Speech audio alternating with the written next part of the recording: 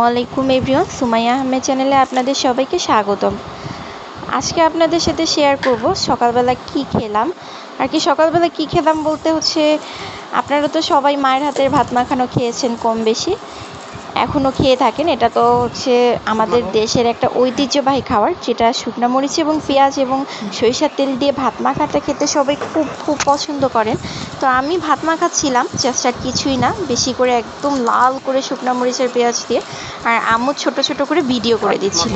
তো ভাবলাম যেহেতু আম্মু ভিডিওই করছে, আপনাদের সাথে টুকটুক করে শেয়ার করি।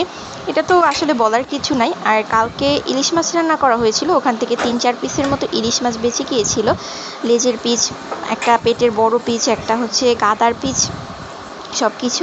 তো এখানে খুব সুন্দর করে একদম লাল করে বেশি করে পেঁয়াজ মরিচ সরিষার তেল দিয়ে, আর ওই যে মাছটা, ইলিশ মাছ যে বেঁচে গিয়েছিল, ওটা একদম সুন্দর করে আম্মুই আম্মু বেছে দিয়েছে এবং আম্মুই সব কিছু করছে, সব কিছু রেডি করে দিয়েছে। আমি জাস্ট হচ্ছে ভর্তা করছি। প্রতিদিন তো মায়ের হাতের ভর্তাই খাই, মায়ের হাতের সব কিছুই খাই। আজকে একটু আমি করলাম, অন্যরকম করে একটু করার চেষ্টা করলাম আর কি। তো এই যে ইলিশ মাছ দিয়ে কিন্তু ভাত মাখা খুব মজা লাগে। কালকে রাতের ভাতও বেশি গিয়েছিল, তো ভাবলাম যে সকালবেলা ভাত মাখাই, সবাই মিলে খাবো। সবাই মিলেই তো এই যে সুন্দর করে এই ভাতগুলা কালকে বেঁচে গিয়েছিল, এগুলা খুব সুন্দর করে মাখিয়ে নিচ্ছিলাম আর কি, সবাই খাওয়ার জন্য। এখানে কিন্তু মোটামুটি যা ভাত এখানে মাখিয়ে নিয়েছি, এই যে কি সুন্দর একটা অমৃত স্বাদ, সেন্ট এবং একটা কি সুন্দর কালার এসেছে। এটা যে খেতে এত এত মজা, যারা ভাত মাখানো খান আসলে তারাই জানেন।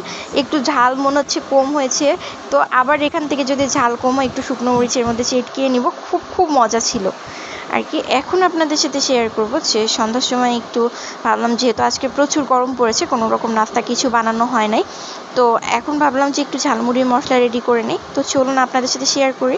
এখানে ঝালমুড়ির মশলা রেডি করার জন্য নিয়ে নিয়েছি 1 চা চামচ পরিমাণ হলুদের গুঁড়া, এরপর নিয়ে নিব 1 চা চামচ পরিমাণ ধনিয়ার গুঁড়া। অবশ্যই কিন্তু এখানে ধনিয়ার গুঁড়াটা অ্যাড করতেই হবে, কারণ ধনিয়ার গুঁড়া একটা খুব সুন্দর সেন্ট আসে। এরপর দিয়ে দিব 1 চা চামচ পরিমাণ শুকনো মরিচের গুঁড়া। আর যদি আপনারা একটু ঝালের পরিমাণ বেশি খান তাহলে 1.5 চা চামচ পরিমাণ দিতে পারেন। আমি যেহেতু ঝালটা মিডিয়াম খাই, খুব বেশিও না খুব কমও না, তাই 1 চা চামচ পরিমাণ দিয়েছি। আর এখানে দিয়ে দিয়েছি টালা জিরার গুঁড়া। অবশ্যই জিরাটা একটা শুকনো খোলায় ভেজে তারপর ব্লেন্ড করে নেবেন। ব্লেন্ড করে নিয়ে তারপর জিরার গুঁড়াটা দিবেন। এইভাবে এই মশলাগুলো একটা খুব সুন্দর করে একটু পর্যাপ্ত পরিমাণ পানি দিয়ে 2 টেবিল চামচের মতো পানি দিয়ে একটা মিশ্রণ তৈরি করে নেব। মিশ্রণটা কিন্তু অবশ্যই এরকম ঘন হতে হবে, পানি একদম পাতলা করে ফেলেন না আপনারা। এরপর একটা প্যানে পুরো 1 কাপ পরিমাণ নিয়ে নিয়েছি সরিষার তেল। এটা একদম ঘানি থেকে ভাঙানো সরিষার তেল। এরকম পুরো 1 কাপ পরিমাণ সরিষার তেল নিয়ে নিয়েছি। এরপর নিয়ে নিয়েছি এর মধ্যে 1 কাপ পরিমাণ একদম ফিনিশ করে বাটা পেঁয়াজ।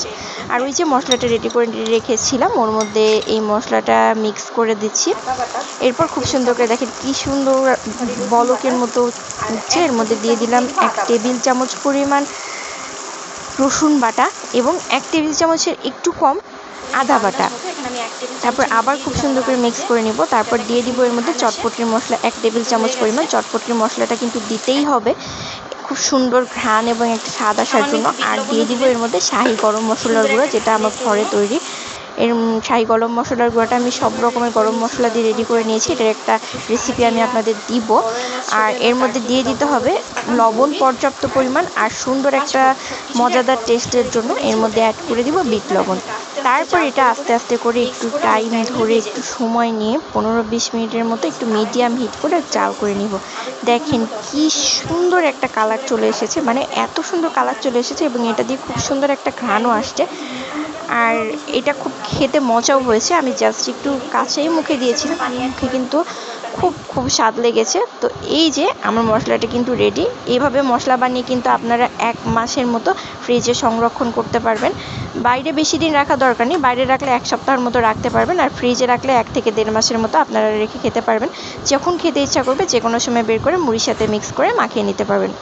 তো এখন আমি একটু মুড়ির সাথে মিক্স করব, চানাচুর দিব না, জাস্ট মুড়ির সাথেই মিক্স করব। দেখেন কি সুন্দর কালার, এত সুন্দর একটা কালার, এবং খেতেও খুবই মজা হয়েছে। তো ভিডিওটি কেমন লাগলো জানাবেন, ভালো লাগলে অবশ্যই চ্যানেলটি সাবস্ক্রাইব করে পাশে থাকবেন।